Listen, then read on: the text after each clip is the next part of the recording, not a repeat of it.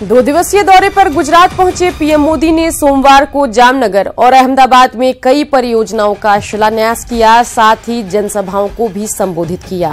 PM ने अपने 2 दिवसीय दौरे की शुरुआत जामनगर से की, जहां उन्होंने 750 बेड वाले गुरु गोविंद सिंह अस्पताल और अस्पताल की पीजी हॉस्टल का उद्घाटन भी किया। अहमदाबाद में पीएम ने 1000 करोड़ रुपए की लागत से बनने वाले विश्व उमिया धाम के विशाल मंदिर परिसर की आधारशिला रखी। इतना ही नहीं, 6 किलोमीटर लंबी अहमदाबाद मेट्रो सेवा के पहले चरण का उद्घाटन और अहमदाबाद मेट्रो के दूसरे फेज का शिलान्यास भी किया। आप हमारे देश के वीर जवानों के नाम अपना मोबाइल फोन निकाल करके इसकी बैटरी फ्लैश चला करके हम वीरों का सम्मान करेंगे। हर किसी के मोबाइल फोन की बैटरी और उसको चालू रखिए। मैं 3 जयकारा बुलवाऊंगा। आप सबको भी 3 जयकारा बोलना है। ये भारत माता के जयकारे हैं।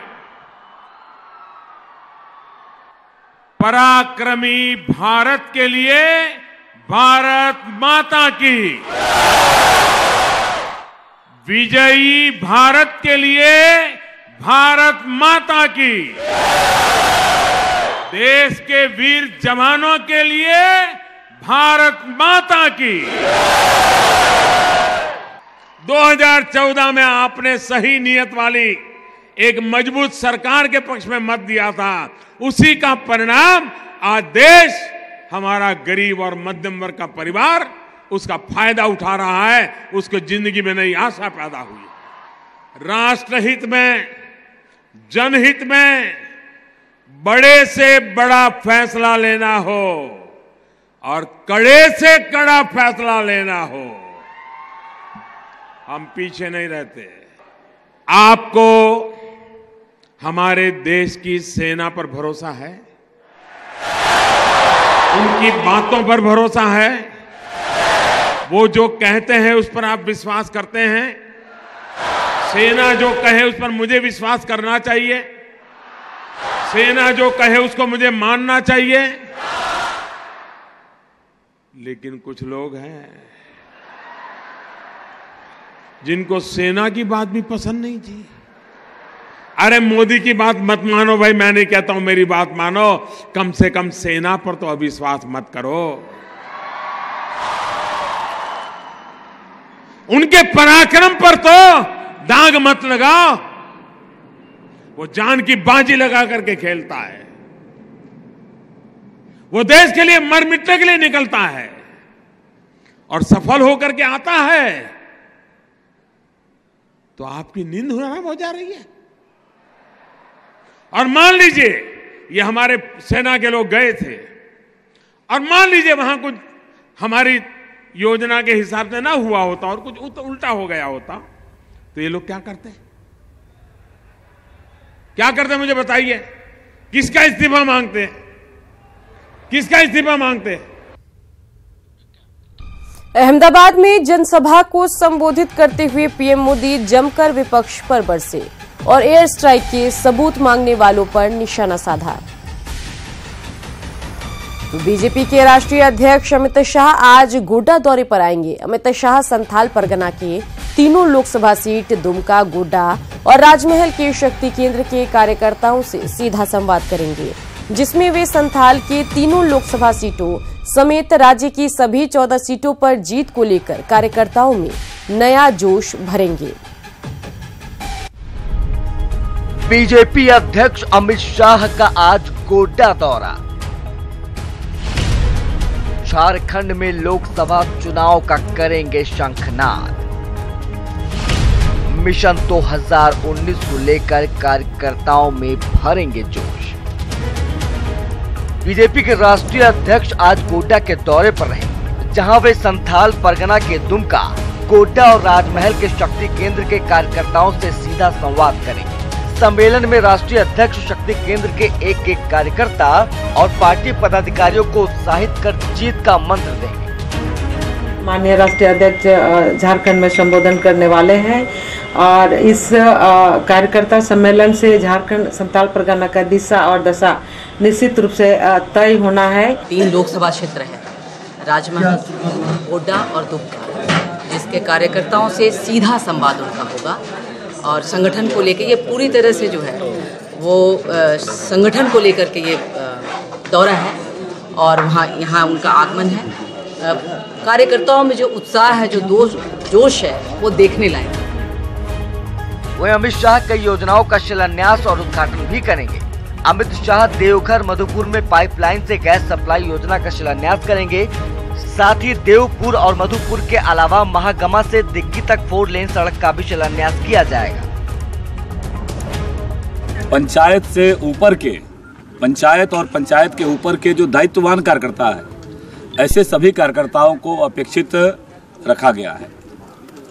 पूरे संथाल परगना से 14,000 से ऊपर कार्यकर्ता इस राष्ट्रीय अध्यक्ष जी के मार्गदर्शन कार्यक्रम में शामिल होने वाले हैं। वहीं गोड्डा से ही आज झारखंड में पीएम श्रम योगी मानधन योजना का शुभारंभ होगा। कार्यक्रम में सीएम रघुवर दास भी मौजूद रहे। राज्य के 92% मजदूर असंगठित क्षेत्र से आते हैं, तो असंगठित मजदूर को इस प्रधानमंत्री श्रम योगी मानधन से जुड़े इस दृष्टिकोण से राज्य सरकार पूरे जोर शोर से इस योजना का लाभ को अधिक से अधिक लाभ मिले। बीजेपी अध्यक्ष अमित शाह के दौरे को लेकर पार्टी कार्यकर्ता उत्साहित हैं। वही प्रशासन की तैयारियां भी मुकम्मल हैं। सुरक्षा के पुख्ता इंतजाम किए गए हैं। न्यूज़ 18 के लिए गोड्डा से अजीत, दुमका से पंचम झा और रांची से मनोज की रिपोर्ट। जेडीयू के राष्ट्रीय पदाधिकारियों और राष्ट्रीय कार्य समिति की अहम बैठक में लोकसभा चुनाव को लेकर रणनीति पर मंथन हुई। साथ ही बिहार की सभी 40 सीटों पर एनडीए की जीत तय करने पर चर्चा हुई। रिपोर्ट देखिए। लोकसभा चुनाव की तैयारियों में जुटा जेडीयू। पटना में राष्ट्रीय पदाधिकारियों की बैठक। पार्टी के 4 प्रस्तावों पर नेताओं ने की चर्चा। दूसरे राज्यों में विस्तार को लेकर बनी टीम।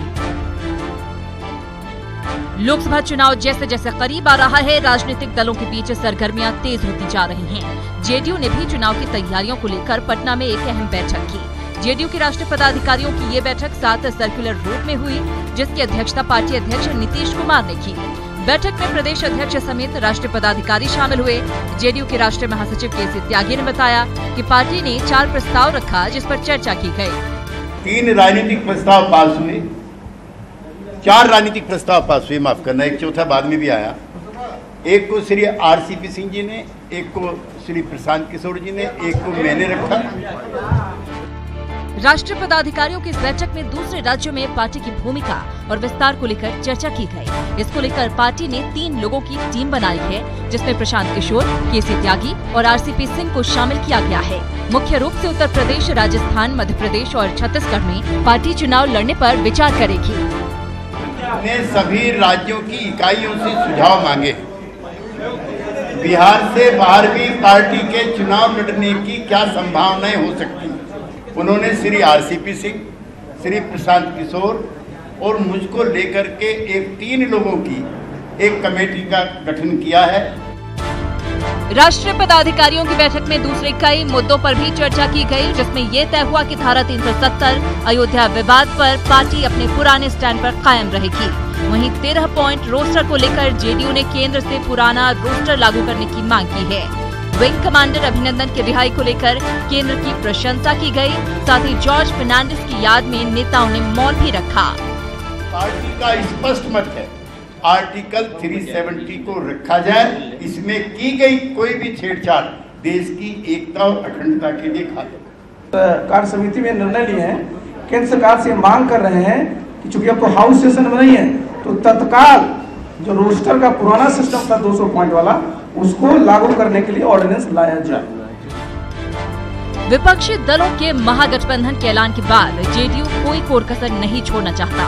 स्वाभाविक है कि इसे लेकर नेक टू नेक तैयारी है। हालांकि इन सारी कवायदों का असर कितना होता है ये तो भविष्य में पता चलेगा। न्यूज़ 18 के लिए पटना से आनंद अमृतराज की रिपोर्ट। पटना में एनडीए की संकल्प रैली और जेडीयू कार्यकारिणी की मीटिंग पर विपक्ष ने निशाना साधा है। विपक्ष का दावा है कि एनडीए की रैली फ्लॉप साबित हुई है।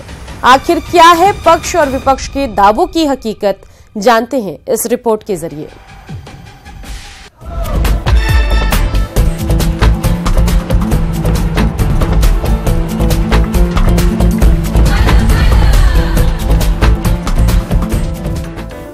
पटना के गांधी मैदान में रविवार को हुई बीजेपी के संकल्प रैली के बाद सूबे की सियासत में हलचल मची हुई है। रैली के बाद जब सोमवार को जेडीयू के राष्ट्रीय कार्यकारिणी की बैठक हो रही थी, तब विपक्ष इस बैठक के बहाने एनडीए की रैली को फ्लॉप बताने में जुटा हुआ था।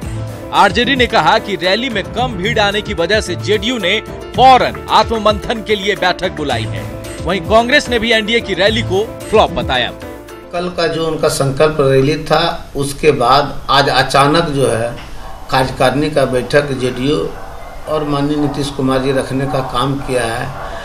यह आज हो सकता है कि यह भी जनाधार नहीं जुटने के कारण आज जो है कार्यकारिणी में यह फैसला ले सकते हैं कि जिस आशा और उम्मीद के साथ माननीय नरेंद्र मोदी जी के साथ हमने गठबंधन किया और जो है पलटू राम देश में कहलाने का काम किया, वह आज जो है उनके कारण हमें भीड़ नहीं मिला है। बीजेपी जदयू को तो कल बिहार के लोगों ने आईना दिखा दिया कि तुम साधन संपन्न हो, पैसा लुटा दो, फिर भी तुम्हारे पास अब नहीं आने वाले हैं, क्योंकि नरेंद्र मोदी और नीतीश कुमार से लोगों को निराशा हो चुकी।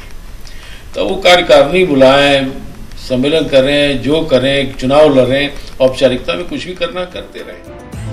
विपक्ष के इन आरोपों पर जेडीयू ने कहा कि उनकी पार्टी की बैठक पहले से ही तय थी, तो बीजेपी ने अपने सत्ता सहयोगी दल के बचाव में आरजेडी पर तीखा हमला बोला। पहले से हमारा राष्ट्रीय कार्यकारिणी जनता दल यूनाइटेड की राष्ट्रीय कार्यकारिणी की बैठक आयोजित थी और उसी के तहत हो रही है और हमेशा ही तो विधि सम्मत है कि हर एक पार्टी राष्ट्रीय कार्यकारिणी अपना समय पर करती है, तो उसी तरह हम लोग कर रहे हैं। और जो हमारी पार्टी के एजेंडा है उस पर सभी लोगों से, पूरे राष्ट्र के रहते हैं, पूरे देश के रहते हैं लोग, उस पर बहस होगी, उस पर डिस्कशन होगी। लगता है कि राजनीति का कखारा भी अब विपक्ष के नेता लोग भूल गए हैं। राष्ट्रीय कार्य समिति पूरी तरह से किसी भी पार्टी की रूटीन मीटिंग्स होती है, उनके यहाँ से वाला स्थिति तो है नहीं कि व्यक्ति जो बोल दिया उसी दिन पार्टी गठन हो गया, उसी दिन पद गठन हो गया, उसी दिन विषय गठन हो गया। तो उनको तो लोकतंत्र में विश्वास है नहीं।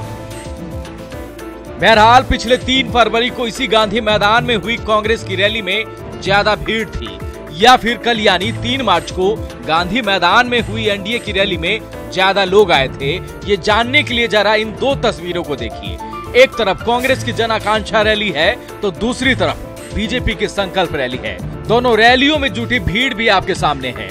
अब आप खुद तय कीजिए किसकी रैली में ज्यादा भीड़ थी, किसकी रैली हिट रही और किसकी रैली फ्लॉप साबित हुई। अब जहां तक सवाल है कि दोनों रैलियों में आई भीड़ के आंकड़े का, तो राजनीतिक विश्लेषकों का अनुमान है कि कांग्रेस की जन आकांक्षा रैली में 50 से 60 हजार लोग आए थे, जबकि एनडीए की संकल्प रैली में 1.25 लाख से ज्यादा की भीड़ जुटी हुई थी। पटना से अमित कुमार, न्यूज़ 18। सरकारी घोषणाओं का वोट कलेक्शन। क्या सरकार चुनाव से पहले ताबड़तोड़ घोषणा करके इसका राजनीतिक लाभ लेना चाहती है? इस रिपोर्ट में देखिए। बिहार में इन दिनों घोषणाओं का मौसम चल रहा है। हर दिन सरकार घोषणाएं कर रही है। पिछले 1 हफ्ते में एक आंकड़े के मुताबिक बिहार सरकार ने हजारों करोड़ के सरकारी योजनाओं का शिलान्यास और लोकार्पण किया है। एक तरफ रैलियों का रेला है तो दूसरी तरफ नीतीश सरकार ने बिहार में योजनाओं की झड़ी लगा दी है। अब इन ताबड़तोड़ घोषणाओं को लेकर विपक्ष सरकार की घेराबंदी में जुट गया है। ये सरासर धोखाधड़ी है। आपने जनता के लिए पूरे साल कोई काम नहीं किया, अब एकाएक अगर 10, 20, 50, 100 शिलान्यास कर रहे हैं, क्यों भाई? तो 5 दिन के बाद आचार संहिता लागू होने वाला है। अरे काम धाम तो कुछ किया नहीं है, और चुनाव के समय योजनाओं का घोषणा करके एक भी धरातल पर उतरेगा क्या? ये तो सब पब्लिक समझ रही है, देख रही है, पब्लिक इनके भ्रम में नहीं आएगी।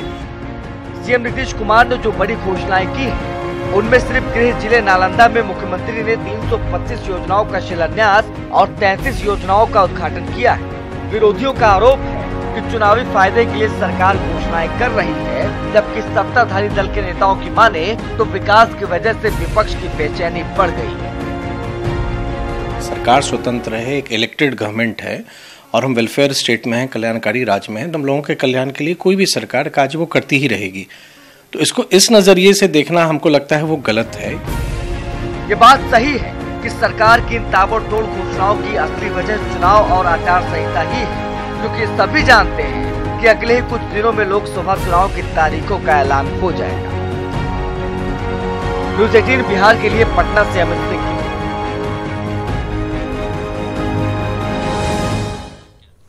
इसी बीच बड़ी खबर मधुबनी से आ रही है, जहां ट्रैक्टर से बाइक टकराई है। बाइक सवार 2 युवकों की मौत हो गई है। लौखी थाना क्षेत्र के बलुआ गांव के पास NH 104 पर यह हादसा हुआ है।